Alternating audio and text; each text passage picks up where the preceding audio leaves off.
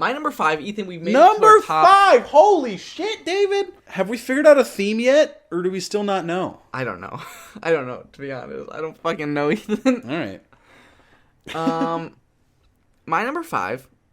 Do you think you know what my number 1's going to be yet? Are you still, I'm not going to say anything, just because I don't want to spoil it for the podcast. Oh, wow, okay. But I got a thought. What a gentleman. My number 5 is Parasite. Well, I'm glad I didn't say it, because fuck. From master writer-director Bong Joon-ho comes his masterwork, Parasite. I think this is his best movie yet. It's a perfect movie. I'll say that right now. It's a perfect movie. My entire top 5 are just a bunch of perfect movies in my mind. And Parasite, for the literal longest time, was my number 1. I think you know that. Yeah. It deals with two families on opposite ends of the wealth scale, and one of the families slowly starting to get employed with the other family as, you know, tutors to the kids and drivers and a housemaid. And I don't know how much else I want to say about the movie, because it so quickly changes what the movie is in a perfect way. You know, it doesn't feel jarring or I mean, it's very shocking, but it doesn't feel like it doesn't fit. Like, everything meshes into this movie, and Bong Joon-ho like cradles you from it being this story to being this other completely different story. I think this movie would have landed would have been my number 1 if it wasn't for maybe one decision at the end of the movie that I can actually argue for, but personally myself, I'm not the biggest fan of the execution of it. That makes sense. Otherwise, this movie is just it's a masterpiece. You know, some of the shots are shots that I could print out and put on a poster and hang it above my bed and fucking show it off to people whenever they came over to my house. That's it. It's a gorgeous shot. The families both are so unique and so themselves, and the poor family. There's no villain to this movie, which is unique in a story like this, because typically I think you would think that one of the families would be, you know, very much so villainized, but everyone kind of has a little bit of that, like, I get what that person's doing or why they're doing that. It's fucking great. It's a really good movie. This is the one I wanted to see a second time the most while it was still in theaters. I just never got back out to there. But I already bought it. Like, it's on its way once it gets released. So I cannot wait to revisit this one. What's your number 5, Ethan? My number 5 is a film that you want to watch completely sober. Because it will make you... it'll fuck you up otherwise. That's Gaspar Noé's film Climax. Oh. No, you're right. Never mind. Holy shit, number 5? Number 5. God, this damn. Is it is brazen and ballsy filmmaking to an extreme.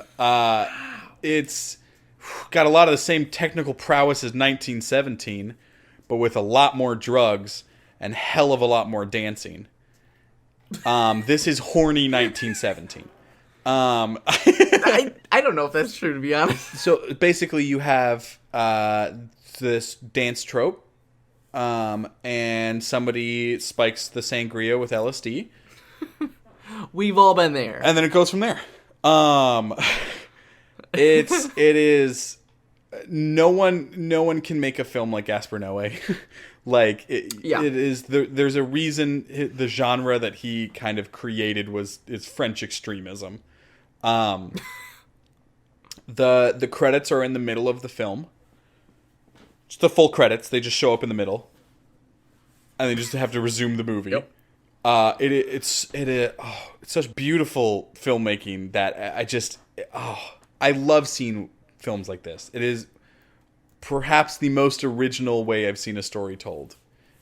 And the story told in any other way probably wouldn't be as good, but like the style is just oozing from this film. And I do mean oozing. This is an oozy film. This film, a lot of ooze. Again, that's climax number 5. That was a movie. That was an experience. Mm-hmm. Gaspar Noé is he's a different breed, a filmmaker. My number 4 is a movie I saw at my very first viewing at a film festival.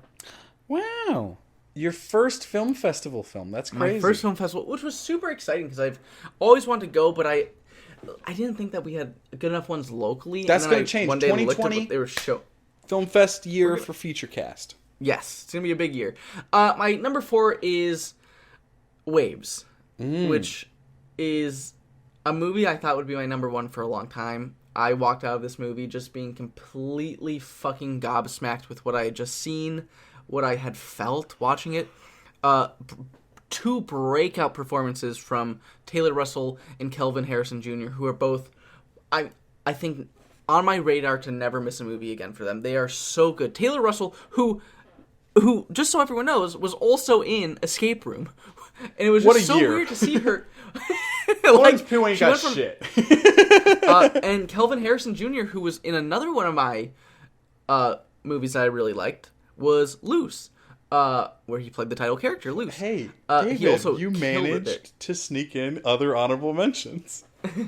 Of course, Escape Room is also one of my honorable mentions. Just outside the top 15, Escape Room. I couldn't even escape from that. Waves follows a family in Florida as you know, the kids kind of make decisions, and it has an interesting thematic fashion where it's constantly not constantly changing. It changes the aspect ratio multiple times throughout the movie depending on emotional beats that happens, and it's a little jarring the first time you see it, but I think if you see it twice, or I mean, you can probably catch on what's going on with it and why it's happening the first time. But I had a clue when I finished it the first time what was happening, and the second time I saw it, I was like, okay, that's 100% what he's going for with this. And it tells two stories. The first story is the son story, Kelvin Harrison Jr.'s story, and the second one is Taylor Russell's story. Both conquer and like masterfully achieve 2 completely different emotions. You know, Kelvin Harrison Jr.'s opening story is this one of heartbreak, and you know, Taylor Russell's journey is kind of this one of falling in love, and they're both done so perfectly. Like, it's at its core is a teen story, which can so generically be made nowadays. I think we see a bunch of teen stories made, and this one handles it with such a level of maturity that it completely morphs the genre itself. You also get a absolute breakout. I mean, he's a big star, but breakout supporting role from their father, Sterling K. Brown, who comes in here and he conquers the screen whenever he's on there. He's such a presence. I like that description. And even just like from the trailer, I can watch the trailer, and the trailer almost makes me tear up just watching that from his performance. I love this movie. I want to buy this movie immediately and watch it 15 times in a row and just experience those emotions again. I love this movie. And somebody didn't fucking see it. I did miss this one. It's okay. It barely got like a release. You know what movie I didn't miss? There is a little boy, and his name is Jojo. What? Now, Jojo has a imaginary friend. Get the fuck out! This imaginary friend is Adolf Hitler, as played by writer and director Taika Waititi. This is Ethan at 6. No, my number 4 is Jojo Rabbit. Wow. This is the anti-hate satire from Taika Waititi, featuring a phenomenal performance by Thomasin McKenzie as Yep. the girl in Hell the yeah. attic. You also have Scarlett Johansson giving a fantastic supporting role. You also have Sam Rockwell, Stephen Merchant, Rebel Wilson, Archie Yates as the most huggable Nazi in the world. That is Yorkie, the dear friend. Also, apparently, he's gonna be in the Home Alone reboot, possibly, which Weird. I'm cool with. So yeah, this Wow. this film really really good, super funny, but it balances the line quite beautifully between being really fun to laugh at and actually having like genuine heartfelt moments, and I think that's really hard for a lot of movies, and this one just nailed it. It's the same cinematographer as The Master, Mm-hmm. so like it's shot Yeah. incredibly well. Yeah, it really won me over. It's incredibly charming, childish in the right places, and devastating in all the right places as well. It just kind of it landed perfectly for me. I don't know. It's weird. It's weird to say. I didn't I expect can't this believe to this be my is number so high. my number four, but like, I every time I think about this movie, and every time I rewatched it, I liked it more and more. Yesterday my list was a lot different, and then I was like, I gotta chop some shit Chomp, up. chomp, chomp. My number three is our. Is it really only our second repeat? That's crazy. Um, from the dynamic duo, the Safdie brothers, Uncut Gems. This anxiety-ridden trip with Adam Sandler. It's just weird to even think Adam Sandler is capable of doing something like this. You know, if I would have to cast this role, I would have never. I wouldn't. Adam Sandler's name would have never even come to mind. But he transforms for this role. And this movie is able to take every single situation that should be, this should be the moment where our characters can breathe and relax. Dinner or Jewish holiday dinner with my family should be able to relax. Nope. My child's like high school play. Nope.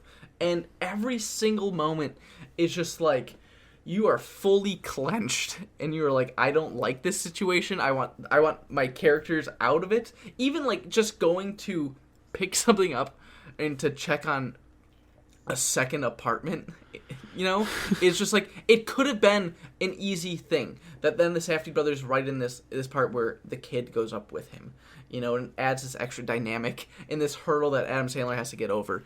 It's so well done. Kevin Garnett, I can't believe I'm even saying this. His performance is in a different year worthy of a Best Supporting Actor nomination, which is crazy. He's so fucking good here, and like, what? Kevin Garnett? Like, basketball player from the Timberwolves and Celtics? How is this even a thing? Lakeith Stanfield. I like him a lot in this movie. He like him just like his character personality is just like it's so much fun to watch. Where I would watch a sequel of this where it's just following him for a day, Because like, how does that character get around? I think one of the most interesting thoughts about this movie is the fact that like this tells the like probably like a week in the life of Adam Sandler's character, but the fact that he's made it this far and obviously been successful because he owns a jewelry store. He has two houses that aren't like little houses. Like he owns a fucking like a apartment in New York City, which has got to be extremely expensive to not even stay in, and like a really nice house outside the cities. So like he has made enough winning decisions in his life to be there, and not knowing what his And he just his wife keeps does. making those winning decisions. And that's the thing though, is like without spoiling anything, like it is just a constant juggling of burning swords that he's dealing with, because he's immediately just on to the next thing. And it's insane to me that there are people who probably actually live like this, and I don't know how they just don't have a heart attack like after like 4 things and just die. Because I couldn't handle this much stuff. Like, I parked my car in a normal parking lot. I'm like, well, I'm a little nervous about that. He's like, I'm gonna take the car. I'm gonna sell the car. I'm gonna buy another car with a credit card that I don't even have. I'm gonna sell that one, and then I'm gonna steal a car and sell that one. And it's like, what is even? You're doing so much, and this movie also is able to kind of broaden the scope of things a little bit with these side characters who just come in for like a second and be like, where's this? When am I getting this back? And he's somehow able to like juggle that issue off onto like another day. He is the perfect example of just kicking the can down the road. If I can just make it another hour, I'll be good. If I can make it another 10 minutes, I'll be good. And I love it. It's like this type of lifestyle is almost addicting, where like I could watch a 4-hour cut of this because it's so much fun to see somebody handle and scrape by to get to that next moment, to even make that next mistake, you know? Yeah. Number 3 is Midsummer. Holy fuck! This It's so film blew me away. It is intoxicating and just so beautifully told. Some of the most horrifying things I've seen in cinema. The character work is so dynamic and real, despite how abstract some of the storytelling tends to be for it. It's so strange how like fantasy films have the easiest way to make the most grounded characters. Mm-hmm. And the fact that it does that so beautifully with Florence Pugh and Jack Rayner, even Will Poulter and William Jackson Harper are all phenomenal in this. It's a film that on paper doesn't work at all. But when you have a genius like Ari Aster working the camera, it's impeccable. There is, for me, this is a near faultless film, which I know that's a hot take for a lot of people, but it's so intriguing, and yeah, I mean, I already said it, but intoxicating. That's how this movie feels. The fact that you're showing horror in broad daylight, like you mentioned, the fact that it's a breakup film disguised as a horror movie. You know, I wish one thing I would have said when I was talking about this is if 1917 is the example of doing so much planning and research and being able to show that, you know, like they were able to show in that video we watched, like, these are the miniatures we made, this is what we actually tested out. This movie did Ari Aster did so much research into like symbology and everything to perfectly like plan out and like plant these little things in the background that make this a movie that is so easily like you just want to dive in and like you want to pause every frame and be like, what's going on here? What is this here for? You know, that was one of my favorite things. That's why I saw this like 3 times in theaters, just to be able to see a single frame for one more extra second. I mentioned that Portrait of a Lady on Fire is a movie about needing to love someone. This is a film about wanting to love someone, but you're not able to. Yeah. And it sucks so much because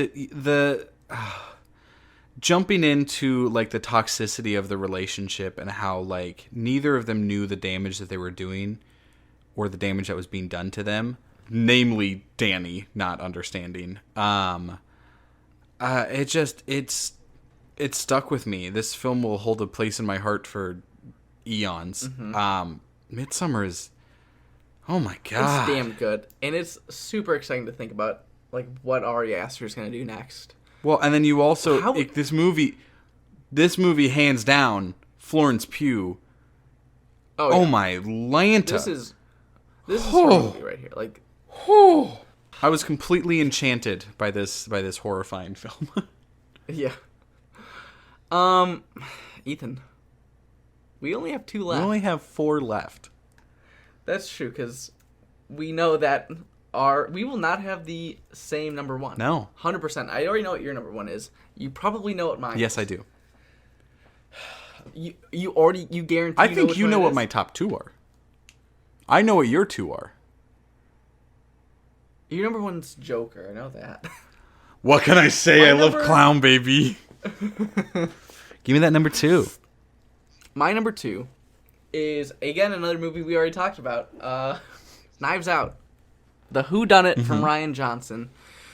This movie's a fucking ball. This movie is just, it's so witty and smart, and it's a whodunit in a age where we don't really get whodunits anymore. It also has the fucking just like, Rian Johnson has like the courage to just go, hey, guess what? We're gonna show you everything, like right up front, and then we're gonna pull apart this yarn ball as the movie goes, and it's so smart.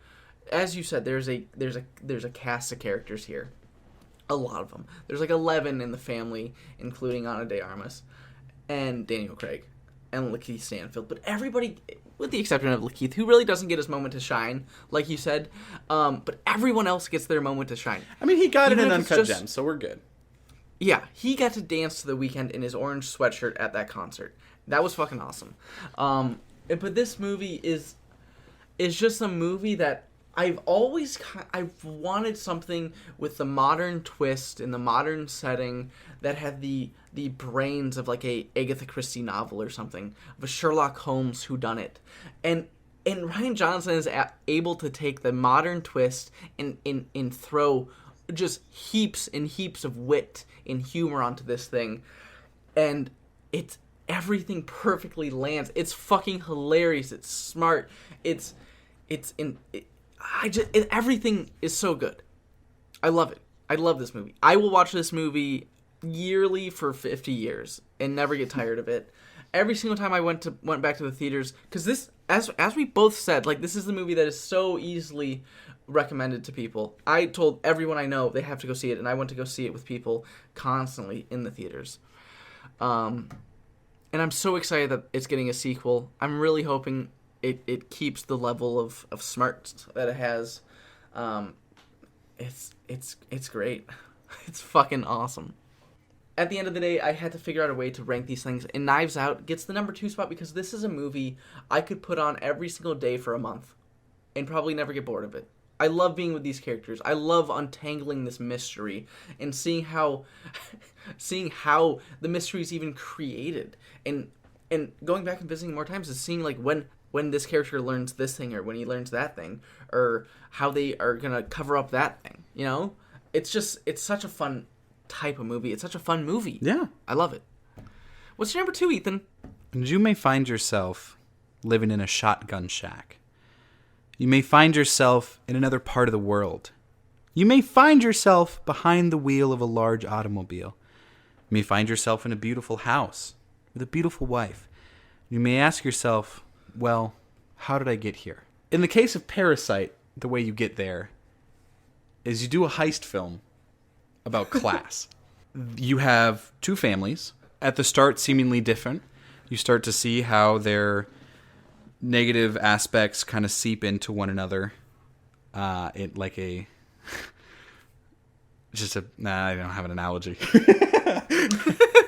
I'll keep that in. Fuck it. This is an absolute masterclass in structure and pacing and editing and storytelling as a whole. Bong Joon-ho is at the top of his game at an unprecedented level of power. He is at the height of his power. If you strike him down, he will become more powerful than you could ever imagine. It's so it pained me this year to look at all of these movies from all these like established directors and not just be like, this is the best movie they've ever directed, because it's the case for so many of these people. Like Bong Joon-ho, this is his masterpiece. Scorsese, I'd probably say this is his masterpiece. Like, this is what he's done. Noah Baumbach, this is by far his best movie. Mm-hmm. And it's such a fucking year. Continue. Sorry to interrupt. It is Parasite is one of those films that, much like a parasite, once it's in you, it's not leaving until it's eaten everything. But it's one of those things where you just want to keep feeding it. You want to keep giving it more because you love this little parasite. Oh God, I can't get over this film. It's fucking fantastic. It is the best heist film. The best heist film that really only involves a packet of hot sauce. Like, I don't even really think of it as a heist film. But that's what it is. Isn't that crazy? That's what it is. But the heist that they're stealing is employment. It's stealing class. It's taking over into this whole new life. You have one person entering a house, and then they need to bring everyone else into the house. And the only way you can get everyone else in the house is by having other people not in the house. It's stunning. I loved the ending. I know it didn't work for you as well, but it landed perfectly for me. The ending worked. I just like they're just I don't know. It's a film that there were times where even on multiple viewings, I was like, I don't know where it's going. Even though I knew exactly where it was going, but it's just like, wow, this is crazy. To hold tension on multiple viewings, because you just forget. You get so sucked into the film that you forget that you know what happens. There are moments that you're just like, oh shit, things are getting How many times did you heated. see this? I also saw this one 3 times. Yeah, I wish. I fucked up. I fucked up this year. You did. 255 movies. I should have not seen Hellboy. Just watched Parasite 255 times. Would have been set. Here it is, David. So, Ethan, we both know our number one. We do. We figured it out just knowing each other very well. Yeah. I knew your number my one intro from, to Parasite, if you didn't recognize it, that was Once in a Lifetime by the Talking Heads. Oh. So, Ethan, my number one, it was really hard to pick my number one because there were really good movies that I had just watched, like literally within 24 hours from recording this. And I felt like it was too early to put on those movies. So my number one is Joker. Joaquin Phoenix gives a transformative performance, unlike anything we have ever seen. I hate you. Since Heath Ledger. I fucking hate you. Todd Phillips, masterclass in directing. The score and cinematography is unlike anything. Wait, are we doing our number ones right now? Mm-hmm. My number one of 2019. Did you buy it for a second even? There was a point, because you kept going after I said I fucking hate you. And you kept going for more than a sentence.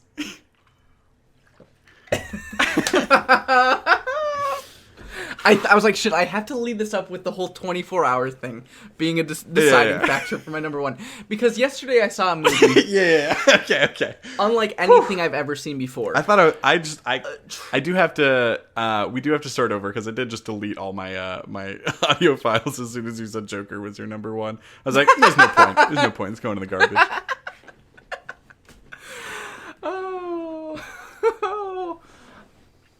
My number one movie is 1917. I saw this yesterday, and like I said, this is a movie. I've never experienced something like this before. It's a war movie told in a single take style, which gives you the ability to live with these characters. And when you're living with characters who are on that literal front lines of death throughout the entire movie, 2 hours of just like constant. It's a horror movie in a sense where every single time you are stepping 1 foot further or you're turning around one corner, you might just die. Yeah.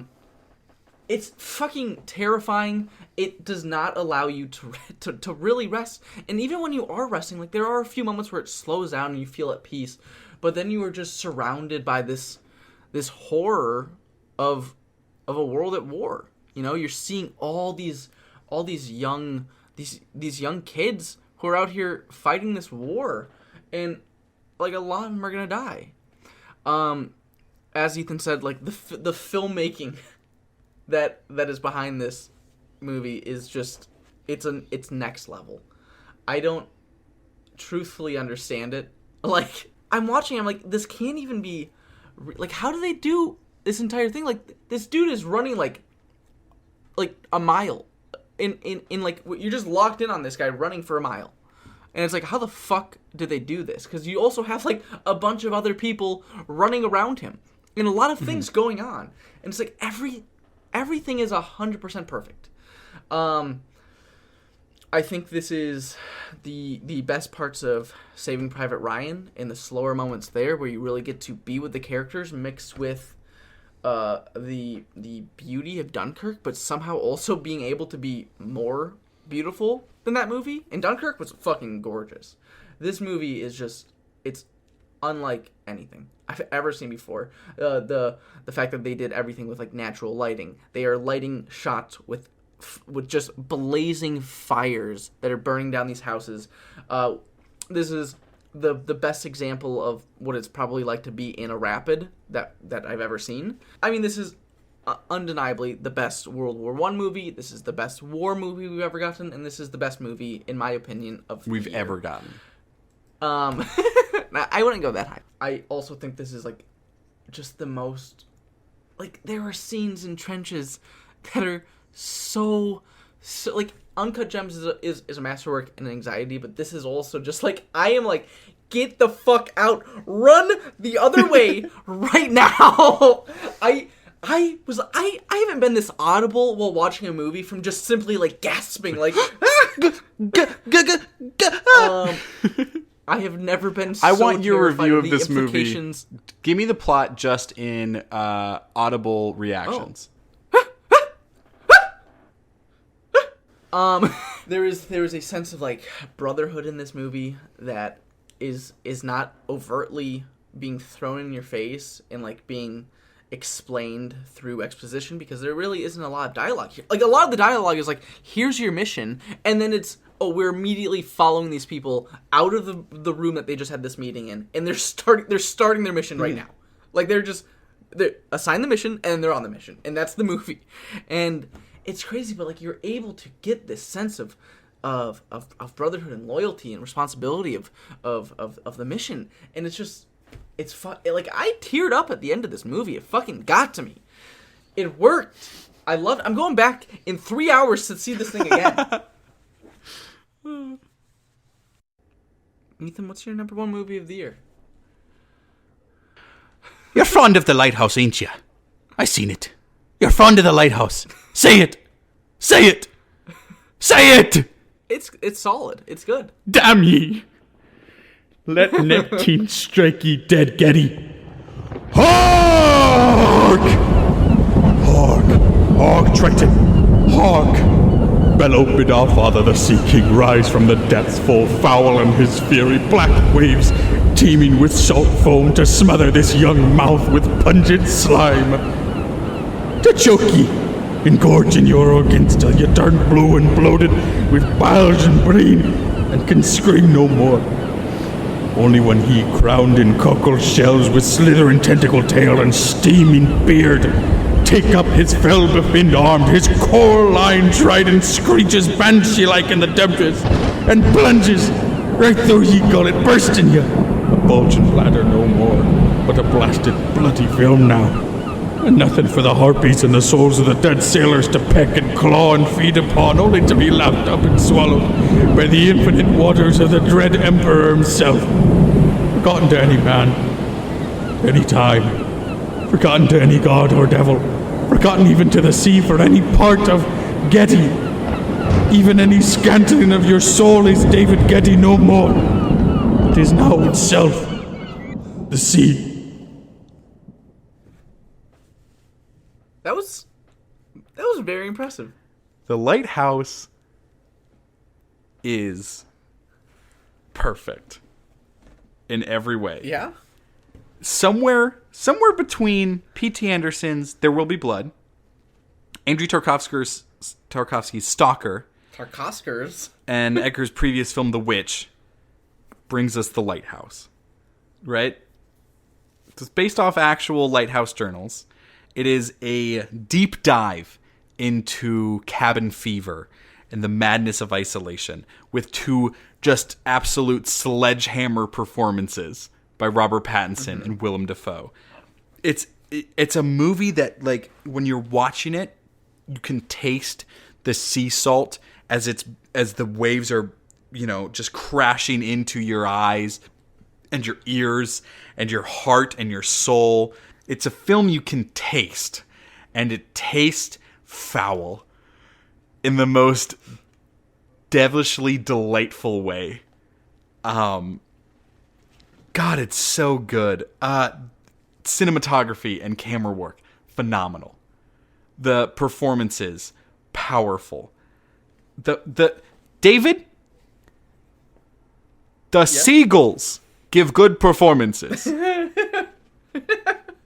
It is like a siren's call.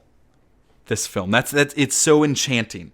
It pulls you deeper and deeper into the madness of the film until lunacy fully takes over and you lose all grasp on reality. It is stunning. I'm still shaking from it. I can't get over how good, especially Willem Dafoe. And honest to God, I quote this film every few days.